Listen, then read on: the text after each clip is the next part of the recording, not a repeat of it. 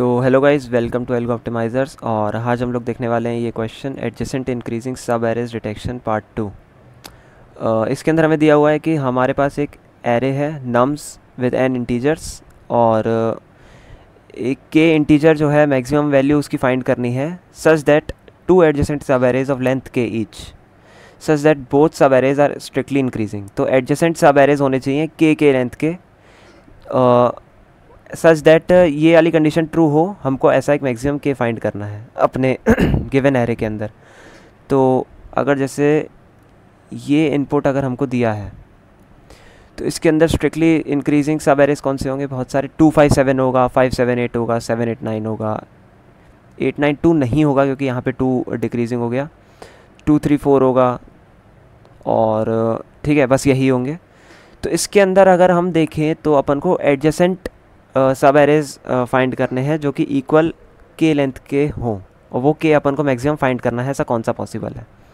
तो यहाँ पे अगर देखा जाए तो पहले इस टेस्ट केस में सामने ही दिख रहा है कि 789 एक सब एरे है जो कि लेंथ 3 का है, और 234 एक सब एरे है जो कि लेंथ 3 का है। तो हमारा इस वाले टेस्ट केस में आंसर हो जाएगा के इक्वल्स टू 3। ठीक है, आप कोई और दूसरी सब एरे लेके देख सकते हो, जैसे 5789, ये भी एक इंक्रीजिंग सब एरे है जिसकी लेंथ हो गई 4।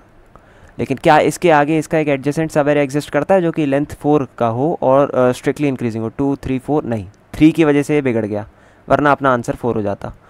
तो अपना जो आंसर है यहाँ पे के इक्वल्स टू 3 है। ठीक है, तो यहाँ इस वाले टेस्ट केस के लिए तो अपना आंसर के इक्वल्स टू 3 हो गया, और ऐसे ही नेक्स्ट वाले का भी अपन आंसर फाइंड कर सकते हैं। तो लेकिन इसको सॉल्व करने के लिए सबसे बेसिक अप्रोच जो अपने दिमाग में आ सकती है वो है binary search. Binary search on answer, क्योंकि अपन को मल्टीपल के की वैल्यूज़ के लिए ये ट्राई करना है कि क्या ये पॉसिबल है, और वो चीज़ फाइंड करने के लिए कि क्या ये पॉसिबल है हम उसको O ऑफ n में कर सकते हैं सिंगल पास में। तो अपनी जो टाइम कॉम्प्लेक्सिटी होगी बाइनरी सर्च वाले केस में वो होगी O of n log n। ठीक है, एक बार मैं इसका आपको कोड दिखा देता हूँ कि कैसे होगा। लेफ़्ट को अपन इंटीजर को सेट करेंगे 1 पे, ठीक है, क्योंकि 1 अपना बेस केस पे अपना 1 तो आंसर होगा ही होगा, क्योंकि दो इंटीजर्स आपस में स्ट्रिक्टली इंक्रीजिंग तो है ही है, तो अपना मिनिमम आंसर 1 तो होगा ही। और राइट में हमने सेट कर दिया जो भी अपना एरे की लेंथ है डिवाइडेड बाय 2। ठीक है, कि अपना मैक्सिमम आंसर ये जा सकता है। क्यों? क्योंकि अगर इससे +1 कर दिया तो अपन के पास उससे कम ही एलिमेंट्स बचेंगे, तो वो कभी पॉसिबल हो नहीं पाएगा। तो divided by 2 he upon maximum ले सकते हैं। ठीक है, आंसर अपन ने पहले बेस केस पे सेट कर दिया 1। अब while left is less than equal to right, basic अपना बाइनरी सर्च का टेम्पलेट है।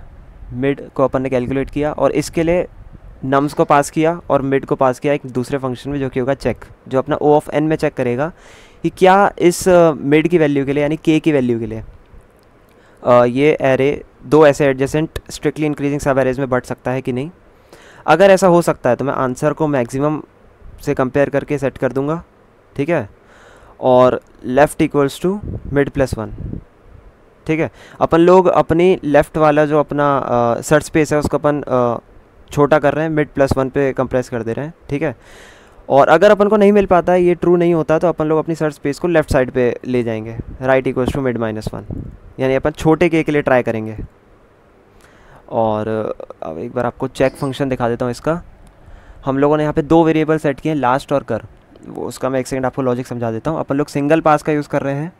सिंगल पास के अंदर अगर अपना करंट एलिमेंट पिछले वाले एलिमेंट से बड़ा है, i = 1 से चालू किया जिससे कि कोई एरर ना आए, करंट को ++ कर दे रहे हैं। ठीक है, यानी अपना करंट जो स्ट्रीम है स्ट्रिक्टली इंक्रीजिंग एलिमेंट्स की, उसमें अपन ने करंट में ++ कर दिया। ठीक है, और अगर कभी ऐसा नहीं होता है तो इस वाले केस को एक सेकंड में समझा रहा हूँ। अगर कभी ऐसा नहीं होता है तो हम लोग इसको कर देंगे रीसेट, करंट को कर देंगे 1 सेट, और उससे पहले अपन कर देंगे लास्ट। लास्ट क्या है? लास्ट जस्ट इससे पिछले वाले एडजेसेंट स्ट्रिक्टली इंक्रीजिंग सब एरे के अंदर कितने एलिमेंट्स अपन को मिले थे वो लास्ट के अंदर अपन स्टोर कर रहे हैं। ठीक है, तो हर एक पास के अंदर हम लोग ये चेक करेंगे कि अगर अपना कर 2k के बराबर पहुंच गया, यानी k और k के 2 एडजेसेंट सब एरेज अपन को मिल गए जो हम ढूंढने निकले थे, तो सीधा सीधा रिटर्न ट्रू करा देंगे। ये अपना केस ट्रू हो गया। और इसके अंदर हम लोग ऐसा क्यों कर रहे थे, क्योंकि हम लोग लास्ट वाला जो वो है इंटीजर, वो हमें बताता है कि पिछले सब एरे में कितने एलिमेंट्स थे जो स्ट्रिक्टली इंक्रीजिंग थे। ठीक है, तो अगर इसको देखो, इस एग्जांपल में अगर मैं आपको बताऊं कि अगर मान लो आपका एरे ऐसा होता 1 2 3 2 4 6, अगर आपका एरे ये होता और इधर आपको चेक करना है 3 के लिए, तो आप इधर कर इक्वल्स टू 1 से चालू करेंगे, यहाँ तक आते आते आप कर इक्वल्स टू 3 पे आएंगे, और यहाँ पे आप देखेंगे कि यार नेक्स्ट एलिमेंट जो है पिछले वाले से छोटा है। ठीक है, तो यहाँ पे आप कर इक्वल्स टू 3 पहुँचे थे, यहाँ पे आप कर देंगे कर को रीसेट। ठीक है, कर इक्वल्स टू 1 सेट हो गया, और यहाँ पे आते आते वापस कर इक्वल्स टू 3। अब आप देखो यहाँ पे हम 3 के इक्वल्स टू 3 था, तो हम लोग ऐसे सब एरेज ढूंढने निकले थे जो कि एडजेसेंट हो और 3-3 लेंथ के हों।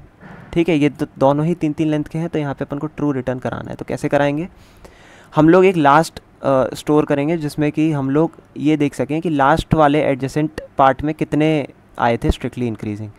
तो यहाँ पे जहाँ पे हमने ब्रेक किया, हम लोग नए सब एरे के लिए चेक करने जा रहे थे, यहाँ पे हम लोगों ने लास्ट के अंदर स्टोर करा दिया कि हमको अभी वाले में, पिछले वाले में कितने एलिमेंट्स मिले थे जो कि स्ट्रिक्टली इंक्रीजिंग थे। ठीक है, तो यहाँ पे हमने लास्ट इक्वल्स 3 सेट कराया, फिर अगली बार जब हमें करंट इक्वल्स टू 3 मिला और अपनी जो है एरे का ट्रेवर्सल यहीं पे ख़त्म हो गया था क्योंकि वो लास्ट एलिमेंट था, तो हम लोग एक बार इसके अंदर, जब हमारी ये कंडीशन फॉल्स हो रही है और एक बार सब कुछ पूरे अपने ट्रेवर्सल के ख़त्म होने के बाद एक बार हम लोग ये टेस्ट करा रहे हैं कि क्या हमें लास्ट वाले सब एरे के अंदर ग्रेटर देन इक्वल टू के एलिमेंट्स मिले थे जो कि स्ट्रिक्टली इंक्रीजिंग थे, और करंट के अंदर भी क्या ग्रेटर देन इक्वल टू के एलिमेंट्स मिले हैं जो कि स्ट्रिक्टली इंक्रीजिंग है। तो हम लोग रिटर्न ट्रू करा देंगे, वरना बेस केस में हम लोग रिटर्न फॉल्स करा देंगे। तो ये आपका ओ ऑफ एन के अंदर चेक फंक्शन चल रहा है, और ये हम लोग लॉग एन के अंदर हम लोग सारी की सारी अपनी पॉसिबिलिटीज़ को चेक कर रहे हैं। तो ओ ऑफ एन लॉग एन के अंदर हम लोग ये सॉल्यूशन को सबमिट कर सकते हैं। और इसकी एक और जो ऑप्टिमल सॉल्यूशन है वो ये होगा कि हम लोग इसको ओ ऑफ एन के अंदर कर सकें। ओ ऑफ एन के अंदर हम इसको कैसे कर रहे हैं, तो ओ ऑफ एन में करने के लिए हम लोग क्या कर रहे हैं, एक वेक्टर बना दे रहे हैं।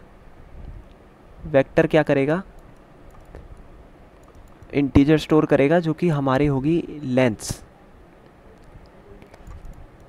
ये किस चीज़ की लेंथ होगी, हमारी नंबर ऑफ स्ट्रिक्टली इंक्रीजिंग सब एरेज की, कि जितने हमें कंटिन्यूसली स्ट्रिक्टली इंक्रीजिंग मिल रहे हैं। अब जैसे हम लोग इसके अंदर पूरा लीनियरली ट्रैवर्स करना चालू करेंगे 2 5 7।